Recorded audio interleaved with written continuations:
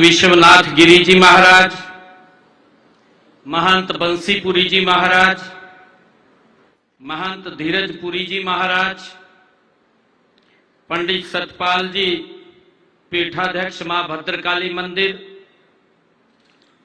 हमारे बीच में हमारे परम श्रद्धेय स्वामी जी, हमारे पूर्व में मंत्री सुभाष सुधा जी, जिला के हमारे अध्यक्ष तेजेंद्र गोल्डी जी, इस क्षेत्र के हमारे नेता जय भगवान शर्मा जी, हरियाणा सरकार में चेयरमैन धर्मवीर मिर्जापुर जी, भूषण नरोत्तम जी और हमारे सरपंच सुमलता जी, हमारी जिला परिषद की चेयरपर्सन कमलजीत कौर जी, उपस्थित सभी परम श्रद्धेय संतजन, पूजनीय महंतगण तथा धर्म प्रेमी माताओं, बहनों और भाइयों,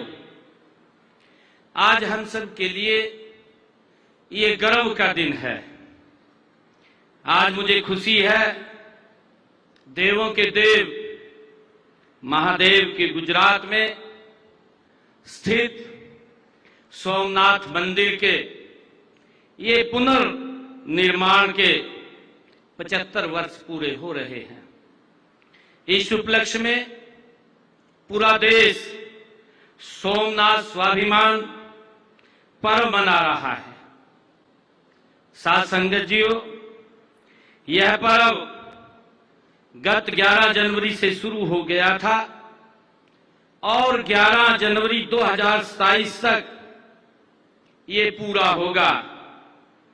आज हम सब के लिए ये बहुत ही गर्व की बात है कि जहां हम संगमेश्वर महादेव मंदिर में आज सोमनाथ मंदिर के साथ जुड़ेंगे और देश के यशस्वी प्रधानमंत्री आदरणीय नरेंद्र मोदी जी आज उस इतिहास के बारे में हम सबको अवगत कराएंगे।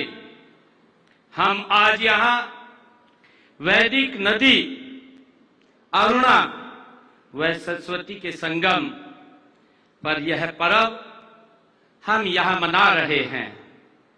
यहीं स्थित श्री संगेश्वर मंदिर इन नदियों के संगम की याद सदियों से दिलाता रहा है। ऐसे पावन स्थल पर ऐसे ऐतिहासिक पर्व में शामिल होना ये हम सब के लिए गर्व की और सौभाग्य की बात है।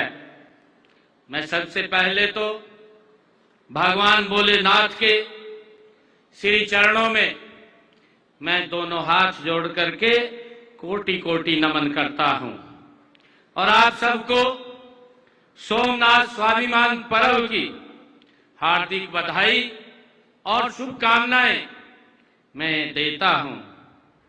साथियों, इस वर्ष देश के दौरान पूरे देश के श्रद्धालुओं की सोमनाथ मंदिर जाकर के भगवान भोलेनाथ के दर्शन करेंगे। विभिन्न प्रदेशों से भक्तों की यात्राएं वहां पहुंच रही हैं। हरियाणा से भी श्रद्धालुओं की विशेष ट्रेन आगामी 8 जून को यहां से रवाना होगी। हमने ऐसे आर्थिक रूप से जो कमजोर हमारे बुजुर्ग हैं उनको तीर्थ यात्रा कराने के लिए हरियाणा सरकार ने मुख्यमंत्री तीर्थ यात्रा योजना वो चलाई हुई है। यह विशेष ट्रेन इस योजना के ही तहत वहां सोमनाथ में उस पवित्र भूमि पर यहां से जाएगी। साथियों, सोमनाथ स्वाभिमान पर्व को जन जन का उत्सव बनाने के लिए आज सोमनाथ मंदिर में देश के यशस्वी प्रधानमंत्री आदरणीय नरेंद्र मोदी जी की गर्मामयी उपस्थिति में भव्य कार्यक्रम का आयोजन किया जा रहा है। उनके नेतृत्व में राष्ट्र का स्वाभिमान पर्व तो लंबे समय से चल रहा है। उन्होंने हमारे अनेक तीर्थों का जीर्णोद्धार भी कराया है।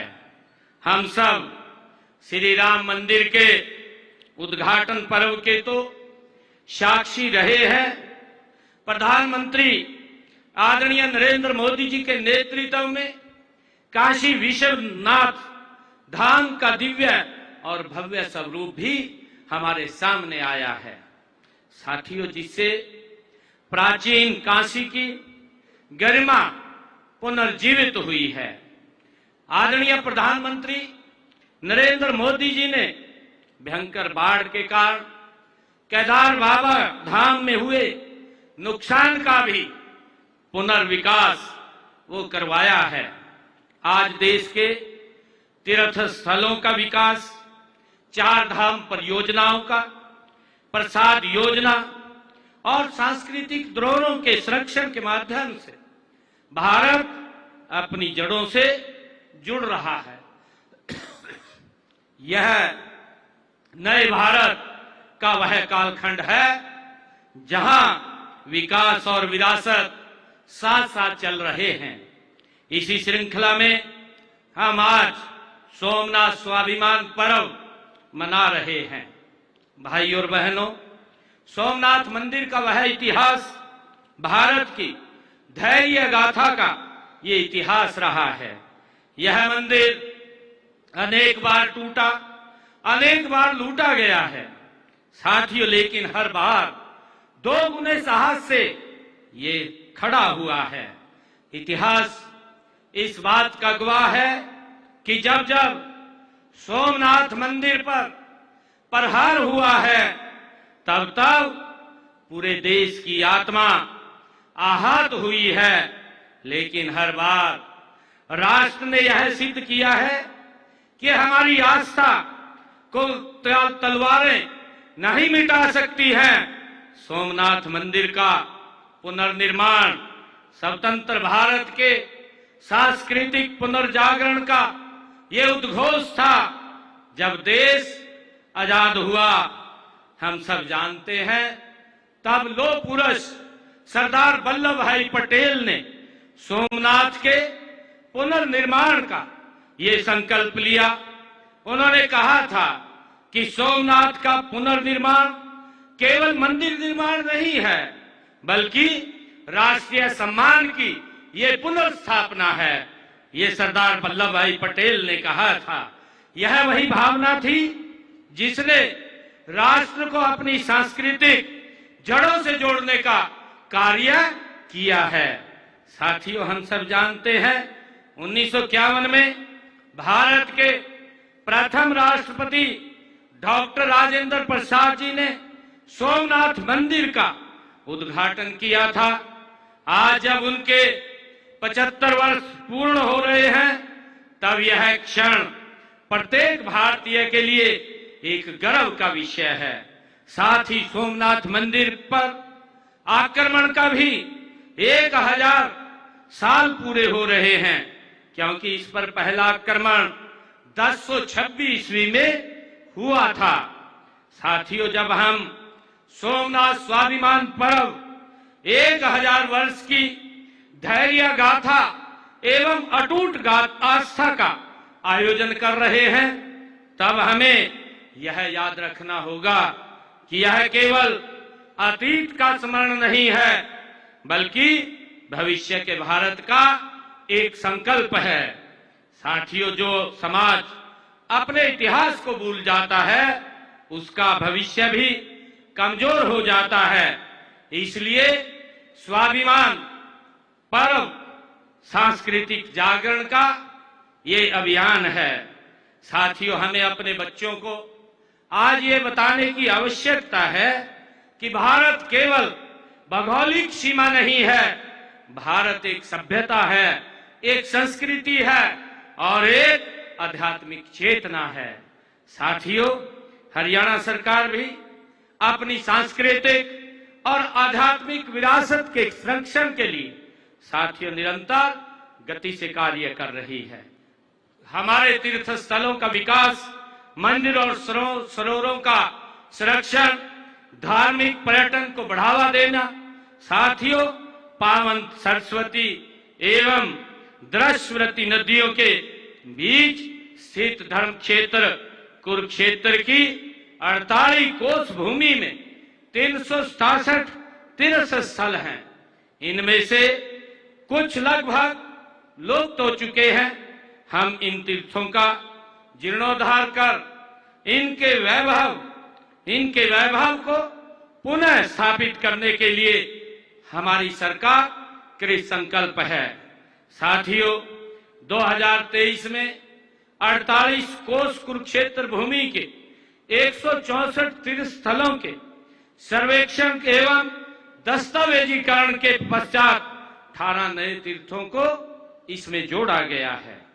इनमें अब इस पवित्र भूमि के 182 तीर्थों का आज दस्तावेजीकरण किया जा चुका है। साथियों स्वदेश दर्शन योजना के तहत कुरुक्षेत्र को वर्ष 2015 में श्री कृष्णा सर्किट में शामिल किया गया था। इस सर्किट के तहत 48 कोस की परिधि में 134 स्थानों का पर्यटन स्थलों के रूप में विकास होगा।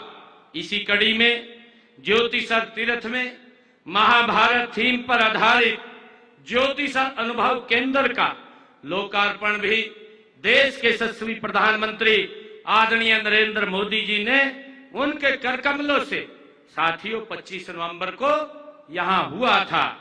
आज मैं इस अवसर पर सभी संत महात्माओं, धार्मिक संगठनों और सामाजिक संस्थाओं और युवाओं से भी मैं ये आग्रह करता हूं कि सोमनाथ स्वाभिमान पर्व को जन जन तक पहुंचाने का हम सब कार्य करें, क्योंकि ये हमारी संस्कृति, हमारे संस्कार साथियों, इसको निरंतर आगे बढ़ाने का हम काम करें। जैसा मैंने बताया भी है, देश के यशस्वी प्रधानमंत्री आदरणीय नरेंद्र मोदी जी ने पिछले 11 वर्षों में हमारी संस्कृति का लगातार जीर्णोद्धार करने का काम वो कर रहे हैं। चाहे सोमनाथ के भव्य जीर्णोद्धार करने की बात हो, चाहे केदार बाबा के जीर्णोद्धार की बात हो, चाहे महाकालेश्वर साथियों उसके कॉरिडोर बनाने की बात हो, और जिस स्थल के ऊपर स्वयं गुरु नानक देव जी ने वहां पर रह करके समाज को एक दिशा देने का काम किया है, वहां पर करतारपुर कॉरिडोर बनाने की बात हो, और चाहे हमारे कुरुक्षेत्र के अंदर भी भगवान श्री कृष्ण पर आधारित अनुभव केंद्र बनाने की बात हो, काशी केशवनाथ के जीर्णोद्धार की बात हो, लगातार देश के यशस्वी प्रधानमंत्री आदरणीय नरेंद्र मोदी जी ने हमारी इस संस्कृति को एक अलग, जो विलुप्त हो रही थी, एक पहचान देने का काम आदरणीय प्रधानमंत्री जी ने किया है। साथियों, गांव-गांव में सांस्कृतिक कार्यक्रम हो, शिव महापुराण और गीता पाठ हो, युवाओं में साथियों इतिहास के प्रति जागरूकता हो और समाज एकता एवं सद्भाव का संदेश हमें हर हर घर तक पहुंचाना है। साथियों, अंत में मैं भगवान सोमनाथ जी और देवादिदेव भगवान महादेव के श्री चरणों में मैं नमन करता हूं तथा इस भव्य आयोजन से जुड़े सभी आयोजकों, संत महात्माओं और श्रद्धालुओं का मैं हृदय से अभिनंदन करता हूं। हर हर महादेव, हर हर महादेव। बहुत बहुत धन्यवाद।